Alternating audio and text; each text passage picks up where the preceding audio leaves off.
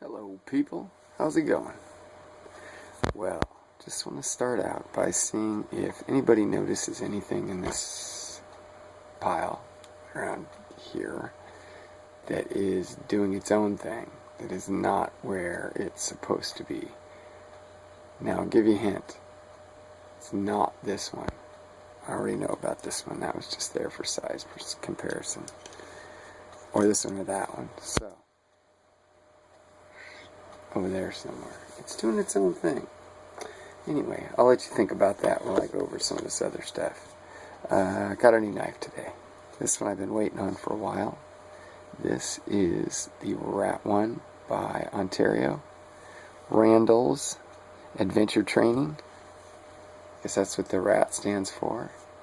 It's got fiber reinforced nylon handles that mimic G10.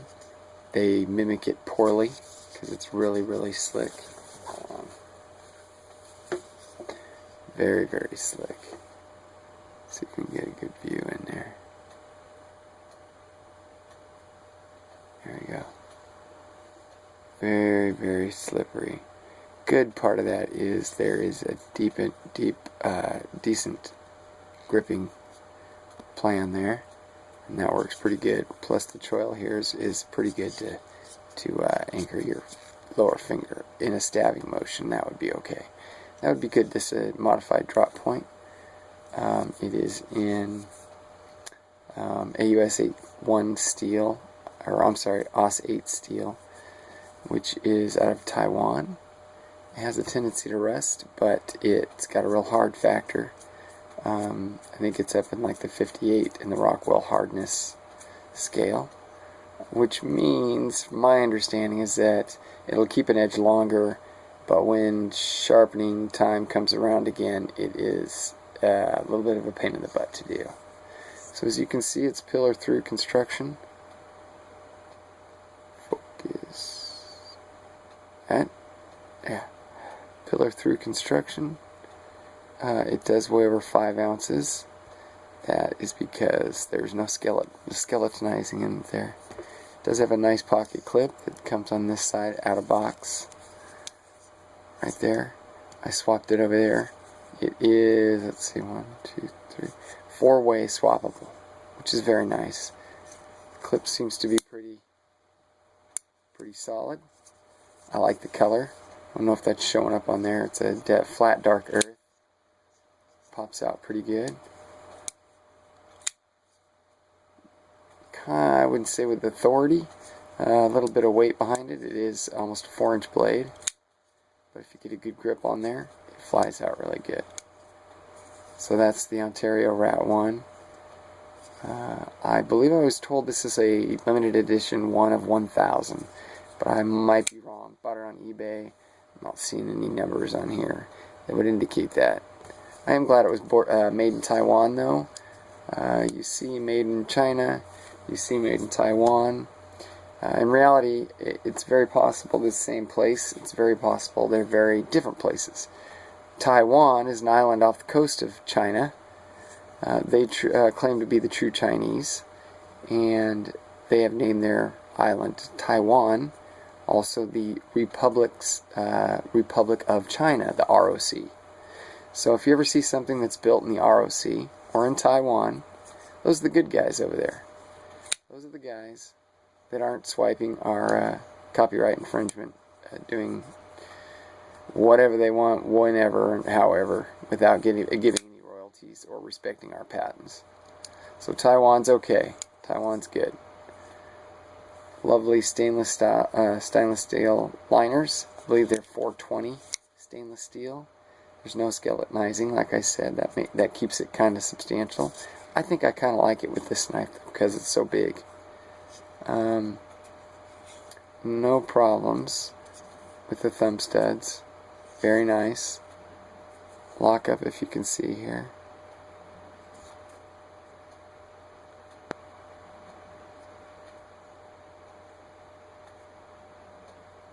Lock up is excellent. Phosphor bronze bushings in there, or phosphorus bronze bushings. I have a feeling this knife is really going to take a licking and keep ticking. My first thought when I got this knife was another knife that I have. It is this one. This is the Tenacious by Spyderco, also made in Taiwan. It says China, but this is the ROC, so that's where it gets kind of tricky. Roughly the same size. I will say the Rat 1 has it beat by about a ½ inch in blade length.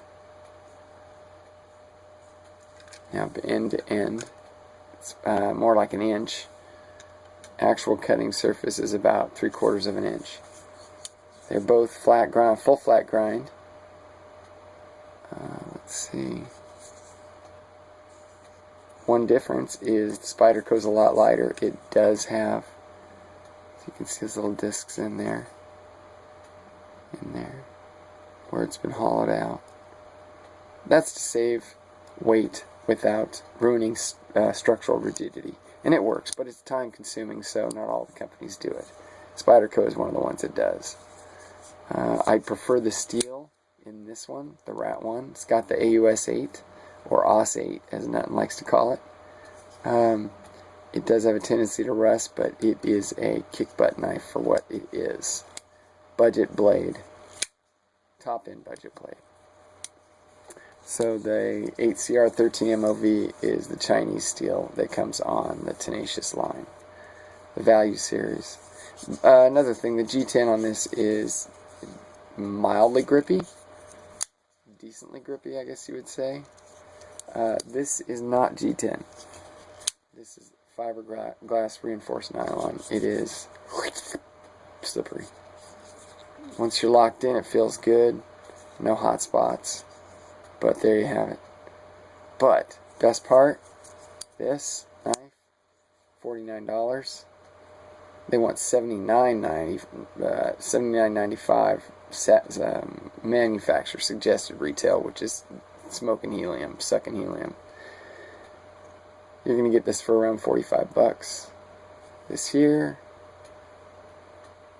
at least as good a quality knife as this one here, maybe even a little bit better, especially with the choice of steel, for substantially less. 45, 32. You do the math. Both in similar ways of using these knives. Alright, that's it for tonight. Got my other knives out though, and I am going to do some more reviews as we go. This is my new one though. Ontario Rat 1, Model 1 AUS 8. Love it. Peace. Be safe.